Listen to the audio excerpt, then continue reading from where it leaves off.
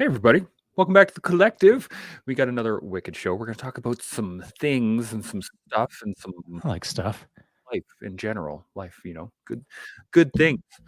Um, First off, though, how you doing? What's up? Yeah, doing good. Just got a little bit busy over the last hour. I took two private video chats with a couple of not young guys, but guys who are in the selection pipeline or looking to go to selection in a couple of months, and they're Mhm. prepping. And they reached out to just ask, you know, is there anything else I can do? And for Mm. me, it wasn't about the burpees. Don't do any more burpees. You've probably done enough burpees. Crack a book. Yeah, Start working on your mindset. 90% of the game is mental. The other 10% is mental. And so that was the entire conversation with both of those guys. yeah, absolutely. Hey, what's Makes up, sense. Patch? How's it going? Yeah, I really love the fact that you say it's 90% mental and 10% mental because those are always the hardest, some of the hardest challenges is getting over the mental side of it. Physically, you can always build yourself too, basically wherever you want. Oh yeah. I mean, I tell my body what to do on the regular, and it's super unhappy with me. Mm-hmm. But my software will drive the hardware, and in order to go do the hard stuff, you've got to have a pretty robust software system. I agree, and I mean I'm working on mine right now. That's what we're doing right here. That's the whole Yes, we point. are firmware, baby, firmware. Indeed. So, you know what? Let's dive right into one of the topics, and Check. this one we were talking about the other day, actually yesterday in the green room, as we always do. Dude, I had Um, to bust early. Did I miss much or what? no, we all just got to Okay. shut her down as Oh, soon as you okay. left. Okay. We all had a good laugh though when you were like, "I'm being the first one out," and you were gone. You know Everyone's what? good about it. Here's my regret. When I was saying, okay, I'm going to be the first one out. When I bounced out, I regretted not also saying this. All right, who's going to be the first one out? I'm going to win, and then bounce out, like turned it into a game. You know what I mean? Well, you definitely won. I did win. It was. It's funny because I tell my kids this all the time when they, one of them would be like, "Let's race," and then just take off, and you're like, "Where?" But like, oh, okay, we're already into it, and then they like go touch something. And he's like, "We win, we win!" And I'm like, Dude, "Okay, you could cool, give your kids a half a day start, and right." they still wouldn't. You could catch them in 3 steps. I mean, you're like the I do got some long legs. you got some long legs. It doesn't take much, but this is it's kind of hilarious. But what we were talking about behind the scenes was, what we do with our kids and how we, some of the little techniques that we use to make sure that they feel loved, Mm. right? And I do the same thing with my kids. You were talking about you have a little bedtime routine with them, and I Yeah, have my yeah, own little bedtime routine with them. And we got to the point now where you were saying your kids are basically adults, yeah. They and are. being able to show love for another adult, especially another man, I Yeah, think for is not sure. really shown a lot. So let's talk about It that. isn't. Let's talk I about dig it. it. Yeah, yeah. So what are your thoughts on being able to show love for another? Mm. Yeah, this is an interesting question. The first thing that comes to mind, though, it's not the only point that I want to make, but it snapped into focus, and it was this. I've had several people over the last decade that we've been living in Rossland approach me and say, you know what I used to really like seeing is you walking down the sidewalk, right in Main Street, right in town, walking down the sidewalk, holding both of your boys' hands. Mhm. And then when they got a bit older, I'd walk down the sidewalk with my arms around their shoulders, and the three of us would just walk down the sidewalk. I don't care what anyone thinks. What, they're Mhm. going to think that I'm a softie? Whatever. And so it ain't about that. It's about demonstrating that you can publicly love on someone without making it weird. You know what I Yeah. mean? So Yeah. it's doing it. I don't want to say it's doing it tastefully. It's just doing it right. And Yeah. I don't know what the answer for that is, because I think in each circumstance it's a bit different. But I mean, you got to make an effort. Yeah. I think the real trick is like if you've never I can't say never. If say you haven't had a lot of experience being loved openly, it can be a little challenging to then express it openly. Yeah, agreed. And I struggle with this a little bit. We didn't get a whole lot of, especially from men. We didn't get a whole lot of physical touch. Like right, like there was not a lot of hugging or Yeah, I it got was almost zero. right. And to then grow up and then deal with your own kids or other people around you, and to then do that can be a little awkward. Do you have any? Yeah. I just decided to own it. Yeah, it was awkward. Good. It's a challenge that I'm going to crush. Yeah, it can be. I have grown into this a little bit over time, where at first I would not. I can't say I wouldn't. I never really thought to touch another person. Mm, Like, even a congratulatory way, it would always just be like, "Yeah, man, good job, awesome." Might get a fist bump or something, but slowly over time, and the little shoulder slap and the a little yeah. shove here and Yeah. now, that kind of stuff, but never to be truly open with it. And I think I am now a little bit. I think now that I've had kids and have my own boys, and I get to I get to show them what it's like, and kind of be the example. So it's really nice to be Yeah. able to do that. Well, it's that Uh, whole being vulnerable thing, right? oh, it's tough. It's tough. What are some of your challenges? What are some of your greatest challenges being vulnerable? What do you think it is? I think it was a lot harder for me before I had Mhm. a family. It would have been a lot harder because ego, I thought that I had to be a diamond Mm, walking down the sidewalk, like mhm. impossible to penetrate.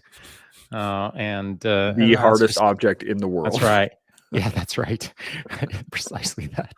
And so that's just the way I ran my program. But Yeah. that can't, definitely not with a family. That is not the way to run your program. And so you got to figure that part out pretty quickly. That took me a while, to be honest. But I'm not saying that I got it all figured out now, because I don't. But I sure as heck do a whole lot better than when I didn't have kids. That's for sure. Mm, It's an evolutionary process, man. yeah. It's that classic case. It's what we talk about all the time over here, and that's just do your best and learn from your mistakes and build off of those lessons. And year by year, you're just doing it better. Yeah.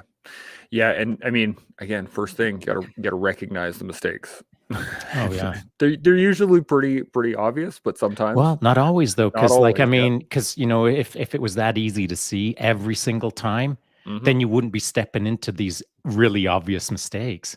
Yeah. And so the other part to that, which is pretty important, is you might not see all of your mistakes, and that's why you've got good people around you. And if you don't have good people around you, go find good people, Mhm. and let them do the litmus test on what you're doing. Let them sort of take you off to the side and say, "Hey, bro, just ease it back a little bit," or whatever.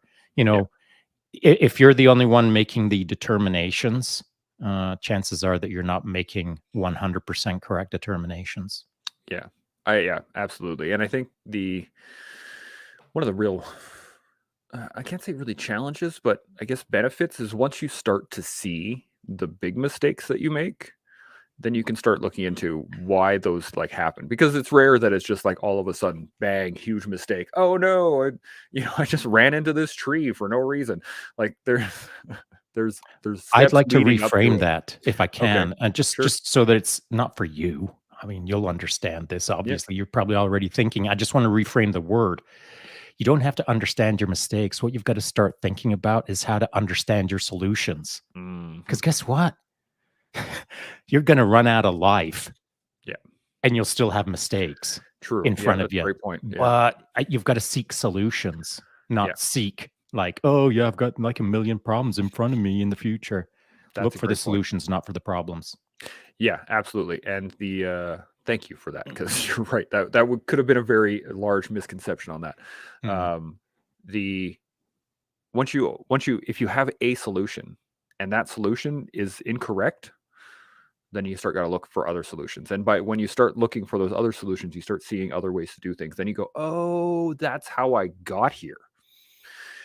And then you can start managing solutions earlier rather than making the same decisions that leading up to this solution that didn't work or affected people negatively, or et cetera, et cetera, et cetera, et cetera. So at least for myself, I found that once I figured out what it was, what the actual piece was, where I was like, this isn't working, then I started, uh, you know, Sorry, deconstructing it. to reframe that. It wasn't that this wasn't working, it's that you weren't working. Yes. Yeah, okay. Yes. And that, the solution that I had picked wasn't correct for the situation, and Yeah, great. then I can then I can deconstruct that and go, how did I even get there in the first place? And Mhm. it's funny because I liken this to jujitsu again, is where people always say, how do you get out of an armbar? And people say, don't get in an armbar, right? Because the armbar isn't the problem. It's the 6 or 7 steps that led up to the That's armbar that right. you allowed yourself to get to. And that's it can be uh, confusing when you don't know how to, or haven't been shown how to That's deconstruct right. those That's why you've got solutions. a coach, though. And to my point, so no one's in this game alone. So Hmm. if you're a veteran who just bounced, then as an example, Hmm. when you're in the military, you've actually got a team around you. So Yeah. when you're screwing up, you get squared away by Hmm. the team. But then when you bounce and now you're a veteran, where's your team? Maybe you're just flying solo. And Hmm. so now it's for you to figure it out. And sometimes we don't always figure it out in isolation. So that's why you've got to be prepared to start setting up a new team called Yep. veteran team or called whatever team. But you got to figure out how to wrap some people around you. Yeah, absolutely. And I mean, can't even imagine trying to do all this by myself. Mm. Like life is pretty complex, and to try to figure it out all on your own and not listen to anybody else's experience seems silly. I mean, for Well, lack of it's a not better word, optimal, but it is not a optimal for way. sure. And, Yeah. there is growth in that. And so, just as a academic construct, you could be the guy in the cave who's meditating for a year Mm, under true. dripping water while you Mhm. polish your katana or whatever. True. And so that's a way. I'm not going to say it's optimal, but even though it's not optimal, that individual is going to come out of that moment with different clarity than you. And Hmm. so those are the kind of people that you need to wrap around you. You know what I Yeah, mean? I think this is kind of part of the next concept that I was going to go into, which is truly owning yourself. And I think if you once you can own yourself, then you can start developing the things uh, that are troublesome or challenging or taking you down a different route in which you or don't want to go anymore. And if that's what you need to do in order to own yourself, is go sit in a cave and let water drip on you while you polish your katana for a year. But what is yourself? What is self? What is self indeed? I'm For me, myself is well, and that's a good question. I'd have to actually think about that for a little bit. I hadn't quite got there. I was thinking more my actions. So Ah, once I that's own not my yourself. actions, Those but are it's not. outcomes. Those are That's the physical outcomes of things. my Those thoughts. are Yeah, like if you forgot to take the garbage out or whatever. true. So then is yourself the thought processes that allow you to do those things, or is it the decision making that allows it? Right.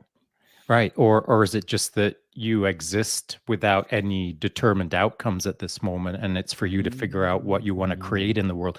There's many ways to skin this simple three-word puzzle. Mm-hmm. But I think before anyone starts thinking about owning themselves, they got to figure out what their self is and what that means to them. And so rather than focusing on how many garbage bags you need to take out this week, think about why you're in that position to be considering garbage bags or thinking about what's it all mean. I mean, you got to think deeper to then go back to thinking shallow. Mm-hmm. Mm-hmm. So then, what do you think? What would be some concepts that people could play with to develop owning themselves? I think a good way, dude, I'm not a therapist. I'm not even that smart. I watched Stutz last night. Have you seen it yet? No, I haven't. Okay, you should check it out. It's Okay. not bad. It's thought provoking. So, like Okay. Stutz, that dude, he's forgotten more than I'll ever know about, this sort of stuff. But I think that at first glance, I'd say this that you gotta figure out your why, man. Like Mm-hmm. why are you here? And I mean like on the planet. And then once you kind of think about that, think about, why are you in front of a microphone? And then once you think about that, you got to think about what's it all about for everyone around you. Because, like, if there's no one around you, then you're just owning yourself within yourself in absence of anything around you. So, you got to figure out who you are and your why, and then you got to figure out how you're going to interact with all of the people around you. We'll call it the planet. Mhm. And so there, don't even think about what you're going to do next until you can figure out those two things. Otherwise, you're just bumbling around in the dark doing. You're taking out garbage every day of the week, not knowing who you are or why you're doing it or who your neighbor is. You know your neighbor's name is Bill, Mhm. you know, whatever. But do you know anything about Bill? Do you know how you're supposed to interact with Bill? Do you know how you can make Bill's world better, et cetera, et cetera? So figure out who you are and then figure out how to do it better with all those around you. Mhm. I think I was watching a show on Netflix last night. We got a good question, a little statement here, but I was watching a show called Sandman. It's on Netflix. Haven't heard of it. It's kind of neat. It's actually kind of thought provoking. It's similar to it's based on a graphic novel, and so Okay. the Sandman, like the actual human embodiment of the Sandman, Okay. is his name is Dream, and he just kind of like His name is he Dream. Dream, yeah, and he is like he's like DAM, DREAM. yes, Dream, yeah, Hmm. and he is like the Lord of Dreams in the world of dreams. Okay. And, Oh, like, Sandman. Right. yeah, Yeah. it's actually pretty cool, kind of thought provoking because they do dive into some interesting subjects, and a lot of it was like the more you know about other people's struggles, the less haughty you become, basically. It was one Right. of the, There's a good you word, know, haughty. and it was an interesting, thought provoking moment where like it's true. The more that you actually like, you can see somebody on the side of the street and make a split judgment, bang, right, and go, oh, or hey, either way. But Yeah. if you actually get to know that person, then you'll have a better understanding, and then you'll realize the amount of nuance that is in everybody's life, and then will make it harder to make any sort of definitive decisions about somebody or what they're like. Do you know what's super easy? Hmm. To evaluate everyone around yourself, but not evaluate yourself. It indeed is, right? It's a lot easier to just start making judgments about the people around you. I got a question from Defiant here. It says, Okay. it seems that teamwork in the civilian world isn't widespread. Seemingly, the only place teamwork is truly perpetuated after sports is only in government, military, law enforcement related occupations. What do you guys think? I'll let you take this one. You've Yeah, been I, in I, I multiple things. agree. I agree. And so, there's so that's a really good broad generalization, and I kind of feel it's correct, but just a little bit of nuance. So there's lots of teamwork out in the civilian world that is successful, et cetera. But as a whole, I don't think it's done as well as the military, and here's why. No matter how discombobulated the military is, like how disorganized and ineffectual it is, even if it's being run by the idiots of the world, that's one thing. But the critical element to the military that no one else really does, as I've seen it, is accountability. Mm. So, and I'm talking about like harsh accountability, not Yeah. like, you know what, if you do that for 1,000th time, then we're going to have to do some paperwork on your bill. Yeah. But that's not how the military works. You get cracked upside the head first time. It's a wake up call. You are held harshly accountable, or at least when I was in, that was the Mm-hmm. deal. And so your actions, you're accountable for them, and there will be consequences. But it's less so in the civilian world as I see it. Yeah, I found the big one for me, especially accountability within the military, was how much your actions affect others. And that one was, it never dawned on me before the military that my actions would have such an effect on others around me. And so, like getting group punishment, you screw up, everybody pays for it. And so you're like, oh, I don't want everybody to pay for my mistakes. Like, that's not good. So you stop, you do things exactly as they're intended to be done, so you don't have to do that. And yeah, you don't really see that in the Well, you civilian just world. don't see the follow through. Follow You through. Yeah. you might get a finger wag from Mm-hmm. the CEO that says y'all got to do better, but Mm-hmm. there's no consequences. Mm-hmm. There's no crack upside of the head. I'll use as a general term. No one is suffering for their lack of competency or professionalism or the poor choices that they made. Like if you're in a company that just lost, $250 million, Mm-hmm. that entire unit, you're all fired. Yeah. And don't expect to get anything other than a kick in the ass as I kick you out the door. You're all fired. But if that $250 million gets burned by some sort of organization out there right now, it's a finger wag. Let's just do better. Yeah. Don't do that We again. we can do better. I saw a neat little tidbit of information about, I think it was the Pentagon. They were being audited, and they could only account for like 40 or 50% of their funding. Sure. And everyone was just like, nothing's going to happen on this. And they were like, we're doing better than last year. And you're like, what? Yeah, see, that's the institution, and the institution is different than the individual. For sure. And so, here's how it used to work for us anyway. I mean, if you really screwed the pooch, you're going to jail. Yeah.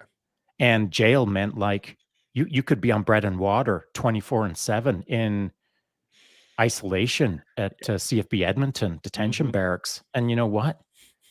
I'd say about a year of bread and water should make anyone reconsider their mistakes. I know a couple of dudes that have been in Club Ed, and Yeah, for sure. they were not. They came out of that and they're like, I am never going in there again. Right. It was consequences. Yeah. And harsh consequences, not just a finger wagging. Yeah. The one that he actually gave me an example at one point. He was like, he was a smoker, and he was like, I had to earn my right to smoke.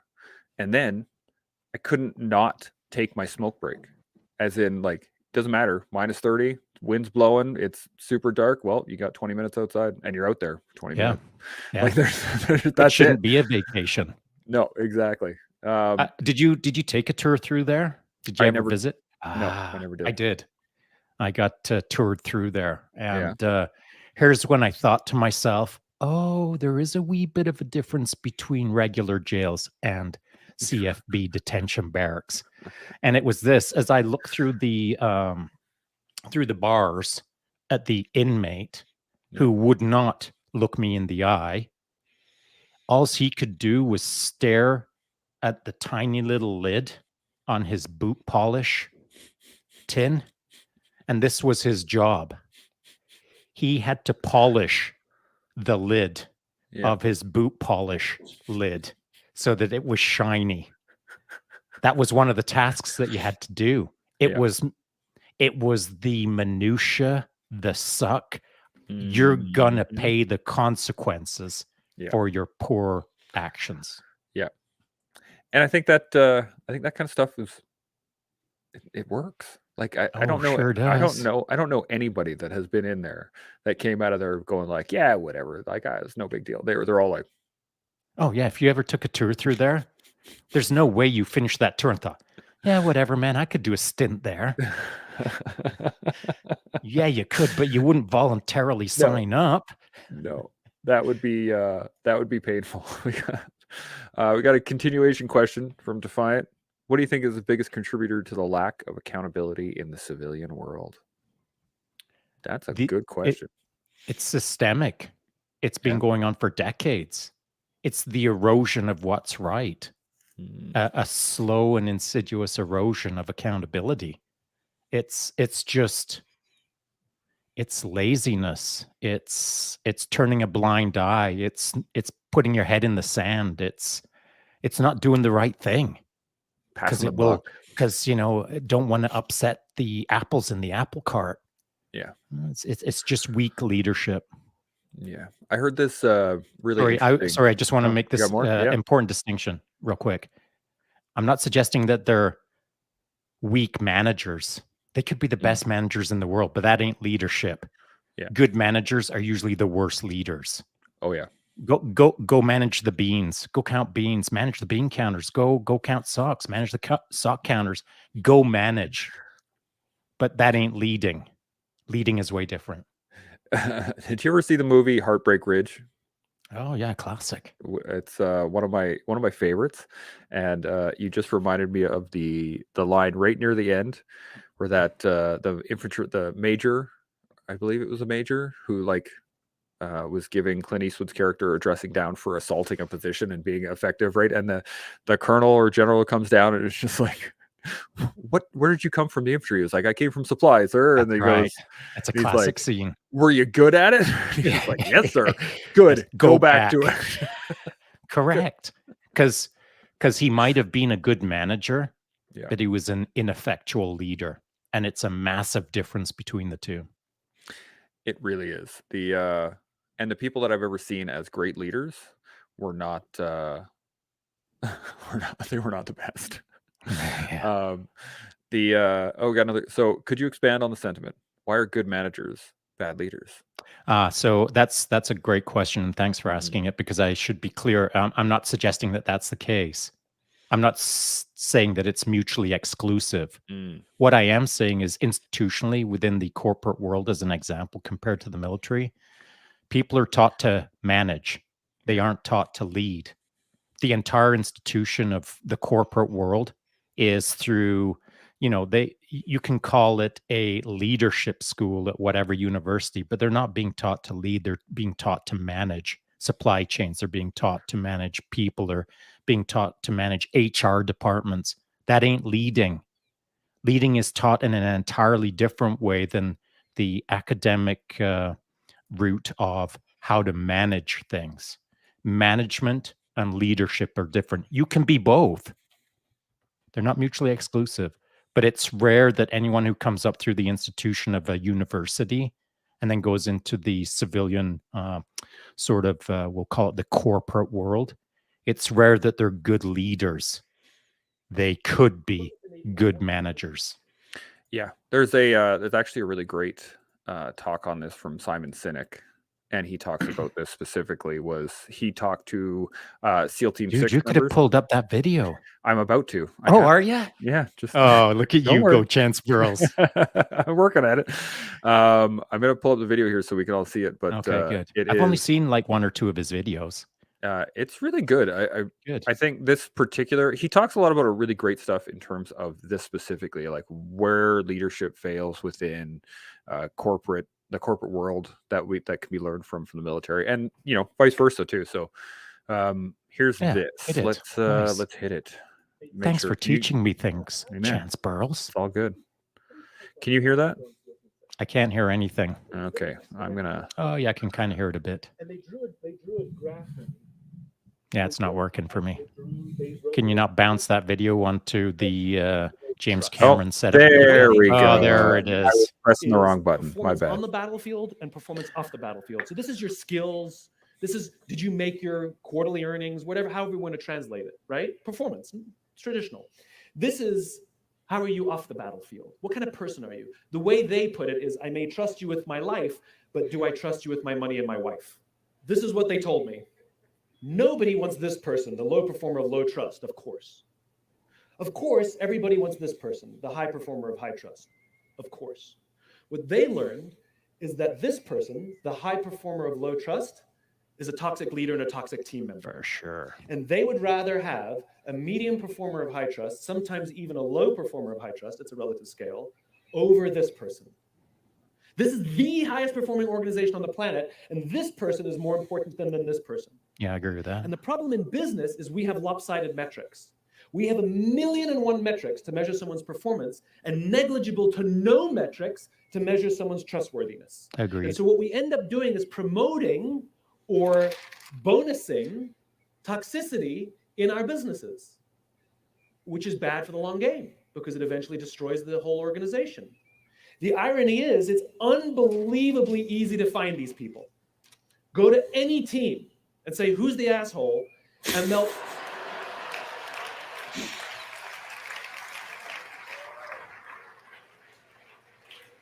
they will all point to the same person.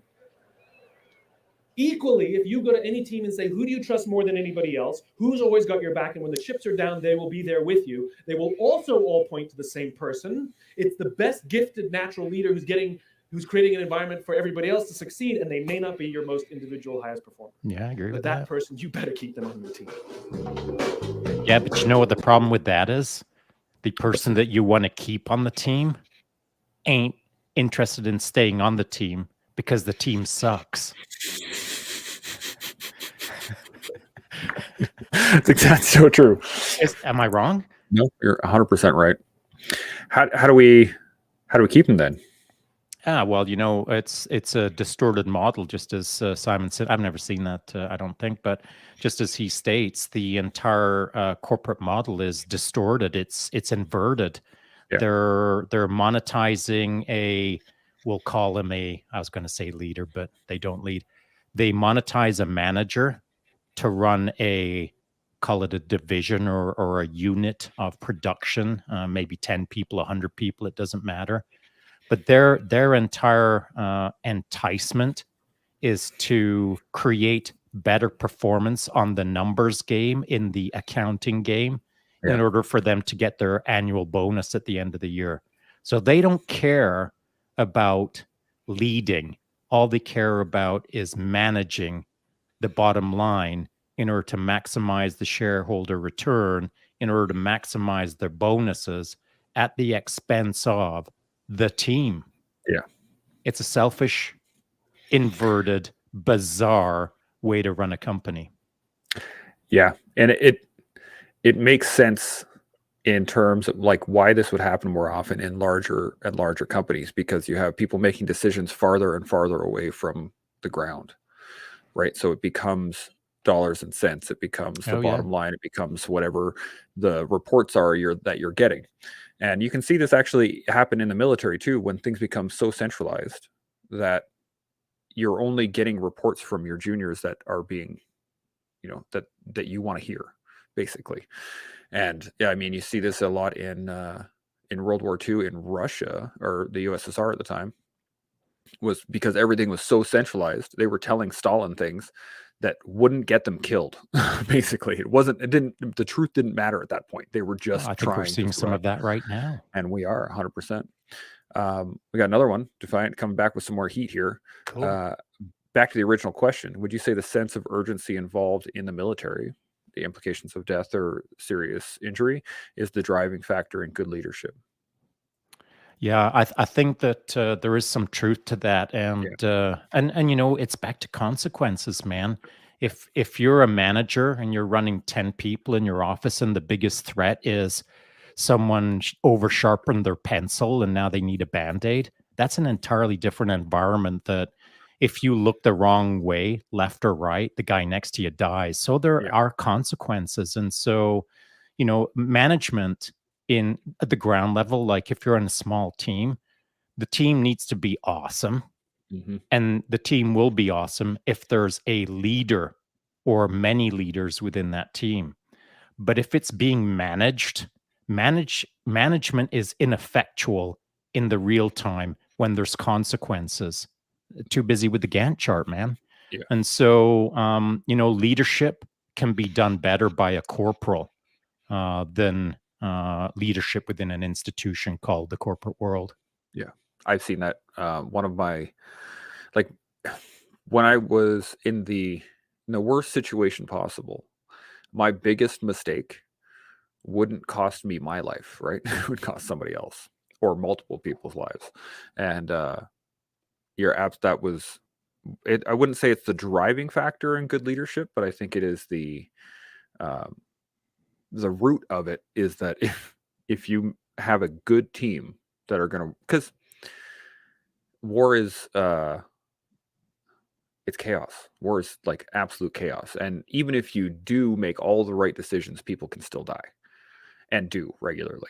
So I don't know if I would call it the driving factor in good leadership, but it is one of the key components of it, because if you have good leadership, less people die. Well, that's true. And the other aspect is leadership and management, again, are not mutually exclusive. And so, and this is same for the corporate world. I mean, you could be an amazing leader and an amazing manager at the same time in an amazing company, blah, blah, blah, whatever. But in the military, first of all, you need to have to learn to lead. Yeah. You never become a manager first. You become a leader first. And then as you progress, either in your career or through experience or the chain of command, as you get promoted, etc., then you're taught to manage. And so by manage, I mean like you can be in the middle of nowhere with just 3 other dudes and the leadership is all taken care of by all 4 of you. But you still got to manage like, hey, where are we going to get our food for tomorrow?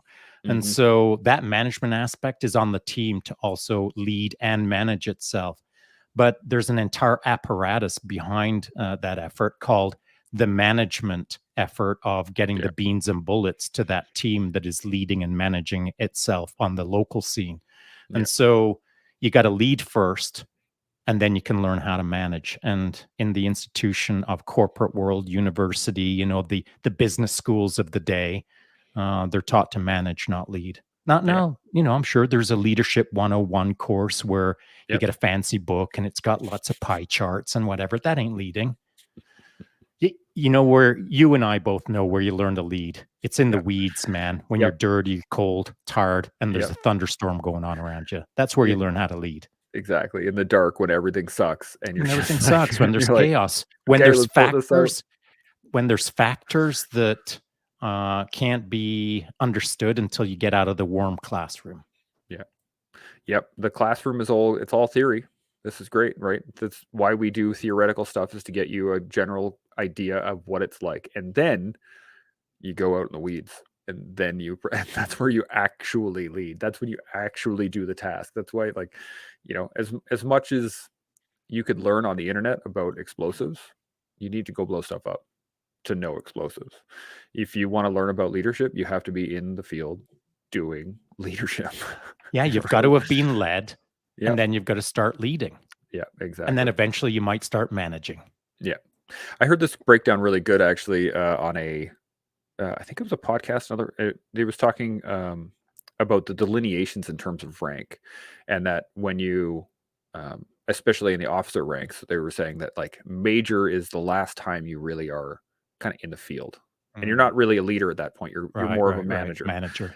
And then once you hit colonel, you're now a commander, and that is a much different style of leadership, style of management than being a direct leader anymore, because you're not really leading people so much as telling them what they need to do. And then in a very vast range. And then, you get into generals, which are same concept as higher commandership. You're not really managing anymore. You're just kind of directing everything. And I always thought that was a great breakdown. Even in the junior ranks was, you have direct leadership, your corporals and your sergeants, and then warrants are still direct leadership, but they're more management side, being I agree with that. And then once you hit, sergeant major or chief, you're basically a manager at that point. You're managing men. Okay, so let me hit you with this then. Yep. So one of the big disconnects that I see as an academic outside observer, of course, it's been a while since I was in the military, so your opinion would be more relevant than my opinion on this question. So the big problem I see it, at least back in the day when I was in, if there was a general touring around, or a lieutenant colonel or whatever, some sort of management guy, not a leader, a manager. As an officer, they might have, they might have spent all of 3 days in a trench as part of their basic officer training. So 10, 12, 15 years later, this is what would happen. I'd be living in my trench, and the general of the day, or lieutenant colonel, would walk along and say, "How is it down there, Private Taylor?" "Well, there's one way you could find out, sir. Come and live in it for about a week. That will answer your question." But that was never the take-up. No one was going to climb into the trench and figure out the answer to the question that they proposed academically. And that is the disconnect. That's what leads a lot of problems to. Why does Private Taylor have terrible clothing and boots on for this trench system? It's because the general hasn't been as uncomfortable as Private Taylor, and therefore it is of no consequence. Let's get Taylor into some good gear. And Yeah. so that disconnect from, they were a leader at one time, now they're a manager, but they're managing from the edge of the trench rather than in the trench. In the trench, yeah. Yeah. Defiant says this is it right here. So it's a dissociation from direct impact that affects the quality of leadership. Yeah, I think that's kind of what I just said, isn't it? That's exactly it. It's a legit point. It's you're either in the game or you're observing the game. And if you're observing the game as a manager, you ain't in the game. You're just like a participant, not an active role player. And when you're just like along for the ride with no consequences till you get warm or you get cold or you get hungry or you get tired, that's just bean counting, man. Yeah. And unless you go live in a trench for a bit and keep it real, that's where the disconnect happens. Yeah, I have a few examples of this too, but I won't go into it because it's because there's a million of them. There are, and it's kind of sad. But one of the real tricks, and is just caring. It goes back to what we were talking about earlier. Showing love for another. A good leader will have compassion for his team. He will know what it's like. It's based upon personal experience, I believe, to then like if I know it sucks to sit in a trench as a leader, as a person sitting in a trench. I mean, I've sat in many trenches and water up to my knees, sitting on a C6 for hours at a time and having the major walk by and he's like, "How's it going, troops?" And you're like, "Loving it," and then he walks Here's off. how it's going. Come and stand in it. Yeah, you'll have your answer. But the the people that actually cared, the corporals and the sergeants and even the warrant showed up one day and he jumped into the trench and he was like, "Hey boys." As he should, leadership by example. Exactly. But it's because he cares and he remembered what it was like to be a private in a trench sitting on a machine gun. Like he knew what it was like. He used his own personal experience to go, yeah, you know what? These guys might be suffering a bit. Maybe they need to see some leadership. Yeah, and you know what? That dude, that warrant officer could have jumped into the trench, gone up to his knees in muddy water and looked at you and said, "Boys, this is hard work, but good work." Mm-hmm. And then jumped out of the trench and carried along in the middle of the night. And then guess what?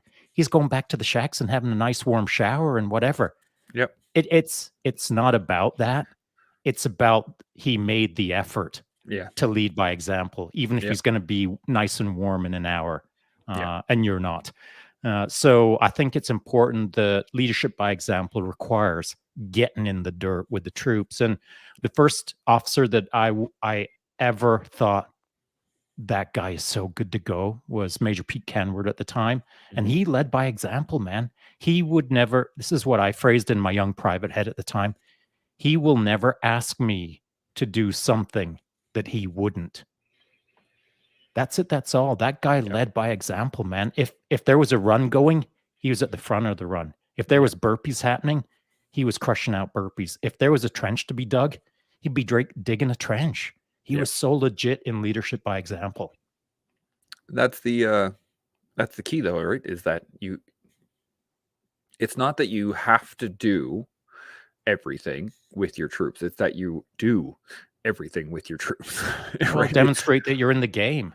Exactly. And ironically, or no pun intended, I suppose, is that living in a trench is beneath me.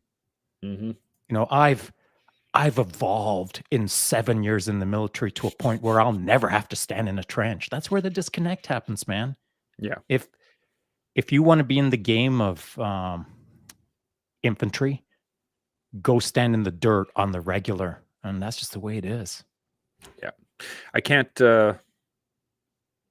imagine someone being in the infantry. I go back to the Heartbreak Ridge guy. Like everything about it was a really, really clean example between leadership and management. It was perfect. So if you want an example, go watch Heartbreak Ridge with Clint Eastwood. It's a great movie. 100%. Lots of funny stuff throughout it, but look at it from a leadership point of view, and you'll take away a lot. We got another lastly from Defiant. What is it? I dig it. What is or is there a solution to poor leadership? Sorry to pester, just a good combo. Well, we appreciate that. There's lots of answers to poor leadership, but I'm going to let go Shaun ahead. take Dig in. No, you go ahead, pal. I mean, one of them, like I just said, care. that's one of the if there is poor leadership, recognize that it's poor leadership, and if you have the ability, care about the person. Actually care about them, because if they're struggling and you don't know about it, it could just be that. Maybe they're struggling. Maybe they're lost. Maybe they don't really know. Find out. Start a conversation. Start a relationship with that person and see what the issue is, and then see how you can help. I think that's one of the first steps. It's one of the lessons I had to learn the hard way. Was the moment I actually, instead of looking at the person as, oh, that guy sucks. and that was it. It was a very surface level. That guy sucked. It wasn't until I go, okay, what can I help with? Where can I put myself to make his job easier? Because if they're struggling with leadership, I can make their job easy. So, and I did. Shaun, any thoughts? Yeah, I think just an important detail is, you got to care as a leader. You've got to care about your men. But I mean, even as a junior. yeah, Oh, okay. yeah, exactly. A leader doesn't matter. You're a corporal. You're leading. Right. Yeah. So as a leader, you've got to care about your men. And how do you care about your men? This is how it used to be done. I hope it's done a whole lot different now. You demonstrate your care by looking at that person saying, get a grip. What's your problem? Your time that you'd be giving to them would be to square them away. Mm-hmm. But maybe what if you aren't squared away? Which, by the way, there were people who weren't squared away, who were trying to square others away. One or two. And they didn't have the talent, the intellectualism, or the whatever. They didn't have the experience to square other people away. Here's something that would have been fantastic when I was serving, is the idea that you don't have to have it figured out. As a corporal, as a master corporal, as a sergeant, as a warrant officer, in all those roles that I acted in, I didn't have to have it figured out. I had to have the humility to be able to look at the troop in front of me and say, yeah, I'm not sure what we're going to do right now. Let's figure it out. Mm-hmm.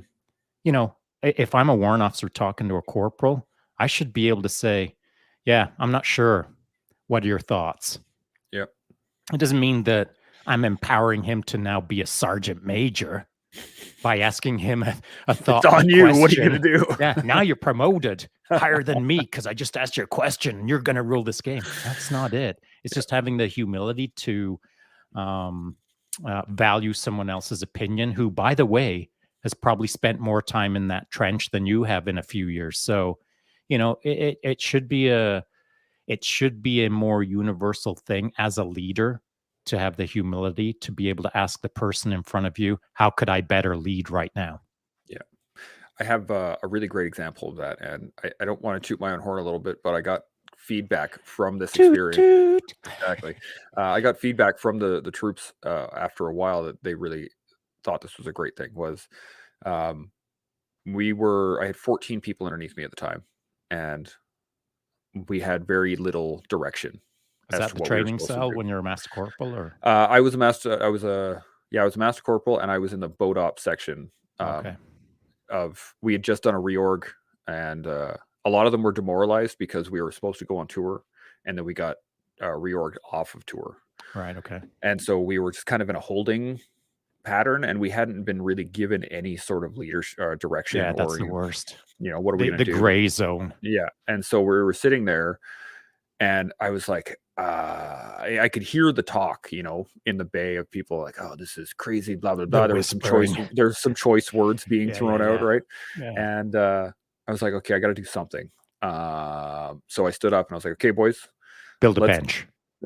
No, that was a different day. Oh, okay. And I built the bench, not everybody else. Yeah. Anyway, I was like, come with me. And I brought them down to the rope bay and where there's a big whiteboard. And I was like, okay, what are your concerns?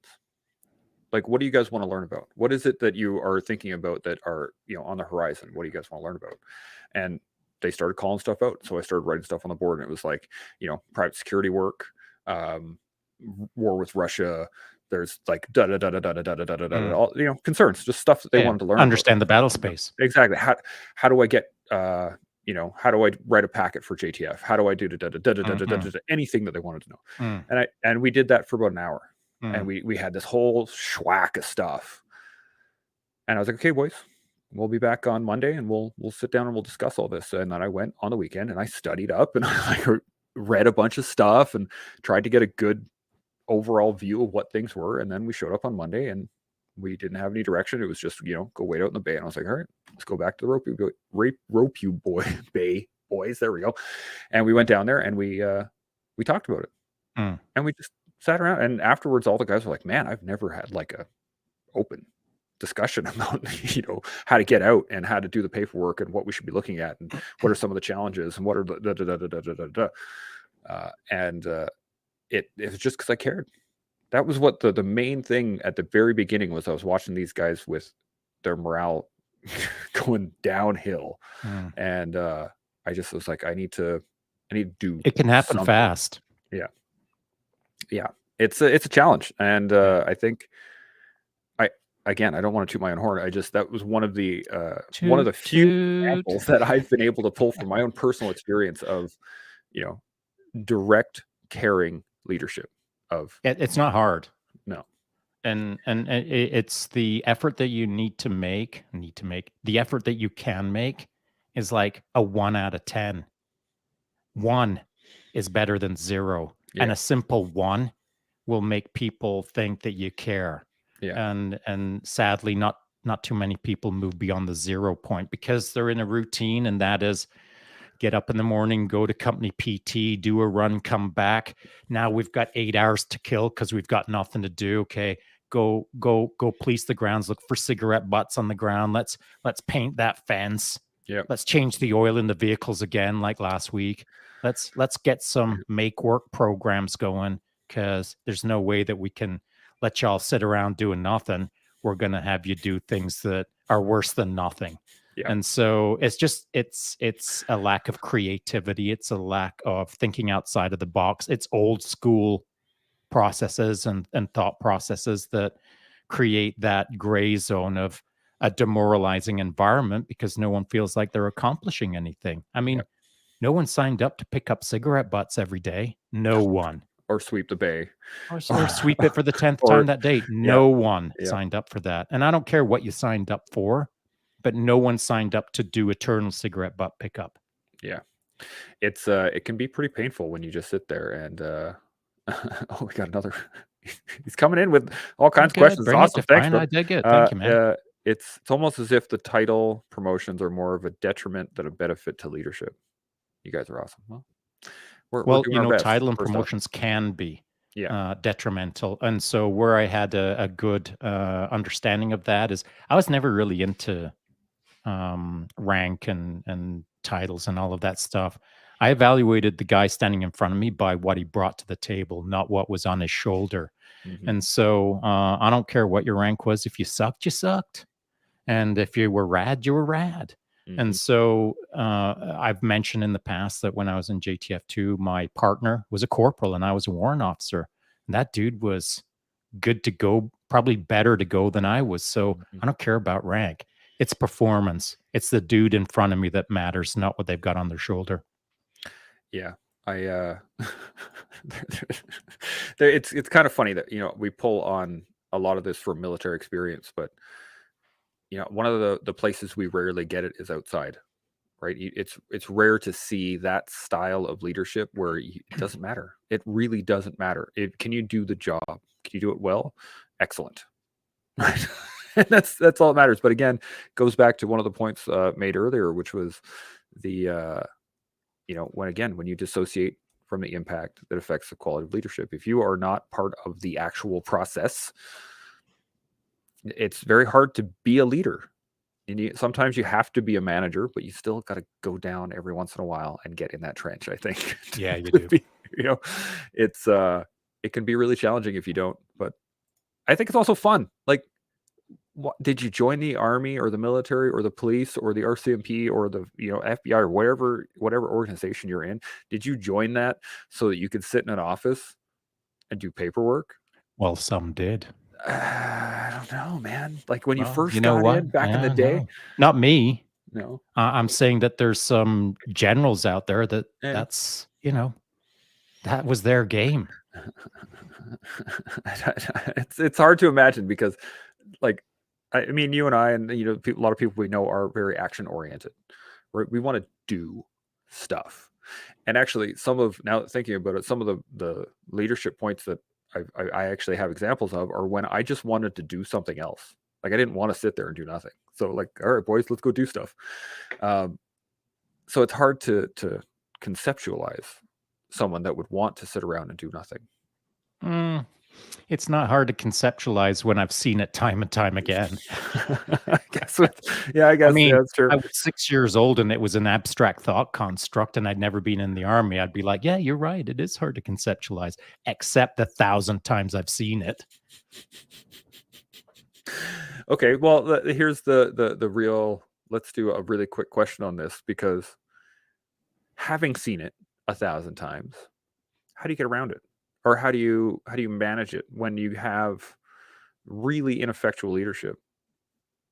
How do you actually engage it? I mean, we talked about this once in the green room, but I wanted to bring it up here so that we can actually get it out into the world. Well, I'll keep it super simple, and I'd say this: that no point in fixating on the things that you can't control. You can only control the things that you can control. And first things first, you can control yourself. And then you can control the team around you.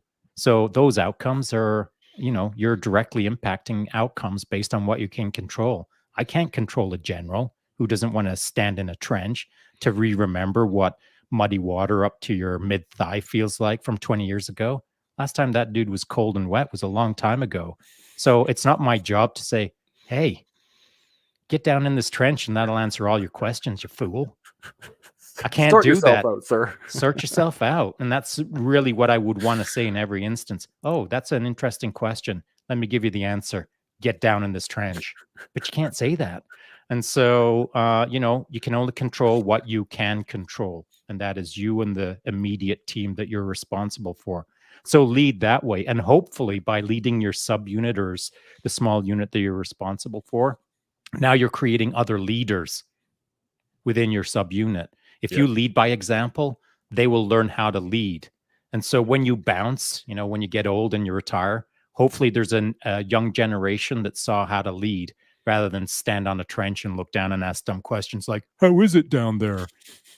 I was just picturing, that's why I was giggling. I was picturing Private Taylor in a trench, water up to his thighs, and looking up at a general and being like, splash! How do you think it feels? Yeah. Well, interestingly enough, this is what brings to mind. I might have mentioned this before, but I was a young buck and I was out in a defensive position in the middle of nowheresville, Wainwright. And myself and my partner had worked for plus of 24 hours all through the night, built this wicked overhead protection, defensive slit trench, and yada, yada, all the stuff. It was maximum effort and it was amazing. And so here comes the general of the day. He's, plonking along. Oh, gentlemen, this is really good camouflage. How long did it take you? All I want to say is, I can tell you how long it takes. Grab a shovel and you'll have your answer.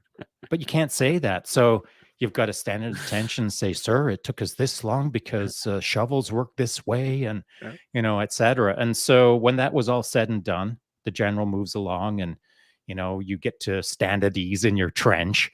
And here comes a sergeant who looks down and says, and this is the idiocy of this is the opposite of leading. It's not even managing. It's just being a loser. He looked down at the trench because he was unhappy about a little bit of praise going to the boys. And he said, fill that trench in and then move it 1 inch to the left. Yep. Who on earth does that? Like, I wish I could find that guy right now and throw punch him, because he destroyed young men through his idiocy. Not a leader, not a manager, just a loser. Just a dick. And so, I mean, what lesson is there in filling in a wicked trench to move it 1 inch to the left? Where's the lesson in that? Trench envy. I think that's the lesson, is that he really, really liked your trench. And he needed it moved 1 inch to the left. So, that's the kind of stupidity that you'll face in your military career. We all have. But that's not leadership. It's not even management. Yeah. But good leaders, we all know, we've all seen good leaders. We've all been inspired by them. It's the job of good leaders to develop a younger generation of leaders. That's how the game is supposed to be played. Yeah. Yeah. And I think the more we care about each other, the better we can lead. I think that's Yeah. Care about each other and care about the system. Yeah. You know? Yeah, there's a lot of things I wish I could, go back into the system and start trying to fix. Yeah, But me it's too. not I on wasn't us smart anymore, enough back unfortunately. then. I So wasn't now, wise enough yeah, back then. that's a good way to put it. Not wise enough. Yeah. I feel the same way. But hey, you know what? Now we have the ability to, build what's in front of us. Oh, From we have what an opportunity to talk about it. That's for we sure. definitely do. And Yeah. I think that we have, after an hour of talking about this, we've done a pretty good job so far. That So, wasn't bad. It cutting was a good cutting the chat. I don't know if we little helped circles. anyone. Don't even know if we helped ourselves, but Yeah. I think it was a good chat, man. I think we've been able to develop a concept or two somehow. Yeah, for sure. Agreed. And yeah, if you guys haven't already, make sure that you subscribe and you like and you hit the notification bell. That way we can keep the lights on in this place and your place, and keep your nice fancy mic in check, because you got that. Yeah, nobody's it's keeping sultry lights on in place. my house except me, and I already own this mic. So, like, subscribe, notification bell. That's Make sure you do all that stuff, and stay with us, because tomorrow we're going to do some more learning, building, and growing together here on the collective. So we'll see you then. See you then. Chimo. Chimo.